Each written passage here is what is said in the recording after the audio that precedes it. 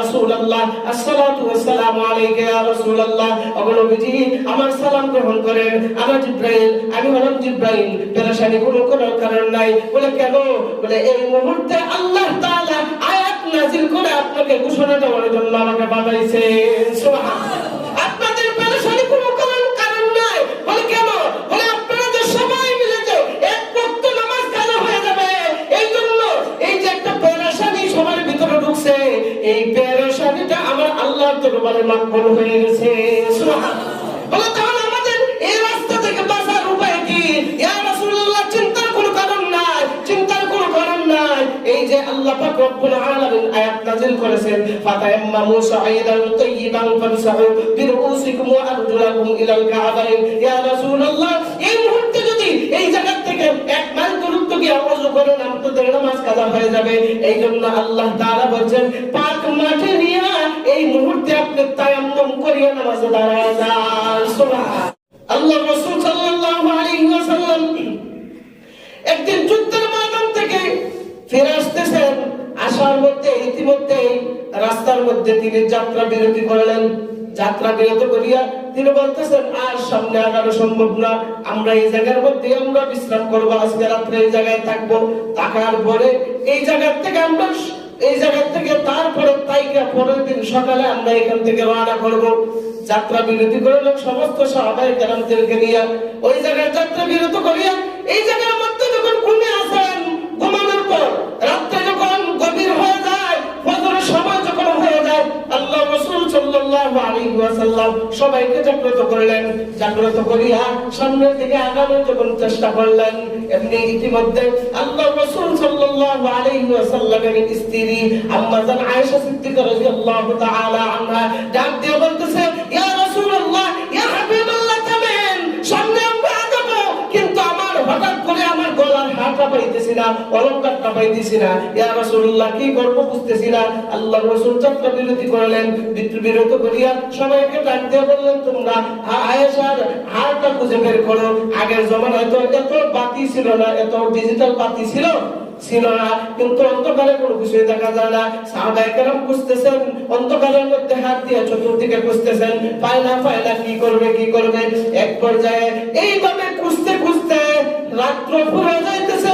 ফজরের সময় কি করবে? ফজরের নামাজ পড়তেন। আর আল্লাহ রাসূল বলছেন, আমাদের কাছে তো পানি নাই, ওযু করে এরপরে পানি দিয়ে ওযু করে এরপরে নামাজ আদায় করতে হবে। কিন্তু দেখা যায় আমাদের কাছ থেকে প্রায় 1 মাইল দূরত্ব পানি, ওই জায়গার মধ্যে আমরা গিয়ে ওযু করতে হবে।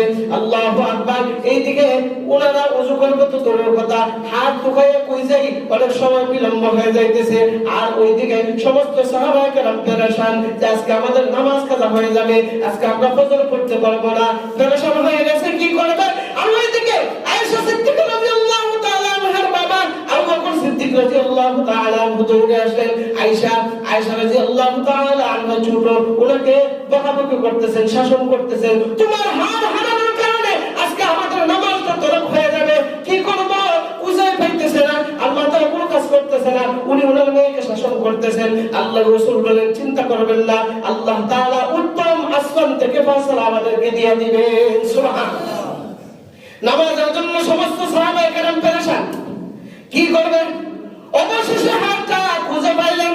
খুঁজে পাওয়ার পর কিন্তু এমন দেরি হয়ে গেছে, এমন সময় অতিবাহিত হয়ে গেছে, এই জায়গা থেকে 1 মাইল দূরত্ব গিয়ে ওযু করিয়া জামাতে নামাজ পড়া আদৌ সম্ভব নয়। সুবহানাল্লাহ। এখন এমন পেরেশান সৃষ্টি হয়েছে, কি করা যায়? আল্লাহ রাসূলের পেরেশান, সাহাবায়ে কেরামের পেরেশান। আম্মা জান আয়েশা সিদ্দিকা তো একদম কান্নাকাটি করে একদম শেষ, যে আমার কারণে এতগুলো মানুষের নামাজ কাজা হয়ে যাবে। ও আল্লাহ, তুমি একটা উত্তম ফয়সালা দিয়ে দাও। সমস্ত মানুষগুলো যখন পেরেশান, সাথে সাথে আল্লাহ পাক রব্বুল আলামিন জিবরাইল আলাইহিস সালাতু ওয়াস সালামকে বললেন, ও জিবরাইল, আর দেরি করে না, এই মুহূর্তে ওহী নিয়ে আমার রাসূলের সামনে চলে যাও। সুবহানাল্লাহ। সাথে সাথে আল্লাহ পাক রব্বুল আলামিন জিবরাইলকে বললেন, চলে যাও। সাথে সাথে আয়াত নাযিল করে দিলেন, ফাতায়াম্মামু সাঈদান তাইয়িবান ফামসাহু বিরুউসিকুম ওয়া আরজুলাকুম ইলাল কাবাইন। ইয়া রাসূলুল্লাহ আসসালাতু ওয়াসসালামু আলাইকা ইয়া রাসূলুল্লাহ। ওগো নবীজি আমার সালাম গ্রহণ করেন। আমি জিবরাইল, আমি হলাম জিবরাইল, পেরেশানি কোনো কারণ নাই। বলে কেন? বলে এই মুহূর্তে আল্লাহ তাআলা আয়াত নাযিল করে আপনাকে ঘোষণা দেওয়ার জন্য আমাকে পাঠাইছে। সুবহানাল্লাহ। আপনাদের পেরেশানি কোনো কারণ নাই। বলে কেন? বলে আপনারা যে সবাই মিলে যে এক ওয়াক্ত নামাজ কাজা হয়ে যাবে, এই জন্য এই যে একটা পেরেশানি সবার ভিতরে ঢুকছে, এই পেরেশানিটা আমার আল্লাহর দরবারে মাকবুল হয়ে গেছে। সুবহানাল্লাহ। বলে তাহলে আমাদের এই রাস্তা থেকে বাঁচার উপায় কি? ইয়া রাসূলুল্লাহ চিন্তার কোনো কারণ নাই, চিন্তার কোনো কারণ নাই। এই যে আল্লাহ পাক রব্বুল আলামিন আয়াত নাযিল করেছেন, ফাতায়াম্মামু সাঈদান তাইয়িবান ফামসাহু বিরুউসিকুম ওয়া আরজুলাকুম ইলাল কাবাইন। ইয়া রাসূলুল্লাহ এই মুহূর্তে যদি এই জায়গা থেকে এক মাইল দূরত্ব গিয়ে ওযু করেন আপনাদের নামাজ কাজা হয়ে যাবে।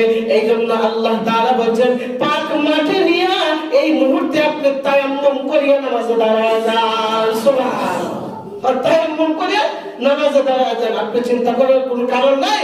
আল্লাহ তাআলা এই নতুন বিধান চালু করেছেন। তাড়াতাড়ি আপনারা একটা পাক মাটির সেখানে নিয়ে ওই জায়গার মধ্যে হাত মুইসা এরপরে মুখ মাসের করেন, হাত মাসের করেন, আপনাদের ওযু এই বিধান হয়ে যাবে। আল্লাহ তাআলা আপনারা ওযু করে নামাজ পড়লে যে পরিমাণ সওয়াব আল্লাহ তাআলা আপনাদের আমলনামায় দিত, তায়াম্মুম করে নামাজ পড়ার কারণে ঠিক একই রকমের সওয়াব আপনাদের আমলনামায় আল্লাহ দিয়ে দিবেন। সুবহানাল্লাহ। সাথে সাথে আর দেরি করলেন না, সবাই মিলে তায়াম্মুম করে নিলেন। তায়াম্মুম করার সাথে সাথে সবাই নামাজে দাঁড়ায় গেলেন। ইলাল কাবা, কাবার দিকে যখন দাঁড়ায় গেলেন, দাঁড়াইয়া সবাই যখন নামাজ আদায় করে ফেলেছেন, ওই দিন থেকে আল্লাহ তাআলা তায়াম্মুমের বিধান নাযিল করেছেন। সুবহানাল্লাহ। তায়াম্মুমের বিধান নাযিল করেছে যে কোন মানুষ, ইয়া রাসূলুল্লাহ, কোন মানুষ যদি আপনার উম্মতের মধ্যে কোন মানুষ যদি তার উযর বশত তার পানি লাগাইলে যদি কোনো সমস্যা হয়, উযরের কারণে, কোনো অসুস্থতার কারণে, কোনো এমন ধরনের বেমার হয়েছে যে বেমারের কারণে যদি তার শরীরে পানি লাগাইলে যদি সমস্যা হয়, তো সে যেন উযু না করিয়া তায়াম্মুম করিয়া নামাজ আদায় করে দেবে। সুবহানাল্লাহ। এত সহজ বিধান আর কোথায় পাওয়া যাবে? আর কোথায় পাওয়া যাবে? আরে ভাই, অন্যান্য নবীদের আমলে এমনই ছিল না। সুবহানাল্লাহ। অন্যান্য নবীদের আমলে এমন ছিল, যদি এক মাইল দূরত্ব যদি পানি থাকতো, ওইখানে গিয়া ওযু করে এরপরে নামাজ পড়া লাগতো। সুবহানাল্লাহ। আর আমাদের রাসূলের কারণে আল্লাহ পাক রব্বুল আলামিন এত সুন্দর বিধান, এত সুন্দর বিধান তৈরি করেছেন যে হে রাসূল, আপনার উম্মতের মধ্যে যখন মানুষ অসুস্থ হয়ে যাবে বিভিন্ন উযরের কারণে, কোন উযরের কারণে যখন সে পানি পাইবে না, তখন সে পাক মাটিতে হাত পাইরা মুখ মাসে করবে, হাত মাসে করবে, তার ওযুর বিধান হয়ে যাবে, অর্থাৎ চলার একটা পথ হয়ে যাবে নামাজের জন্য। সে তায়াম্মুম করে নামাজে দাঁড়ায় যাবে। ওযু করে যে সওয়াব পাইতো, আমি আল্লাহ তায়াম্মুম করে নামাজ পড়ার কারণে ওই সওয়াব তার আমলনামায় দিয়ে দেব। সুবহানাল্লাহ। এখন বলে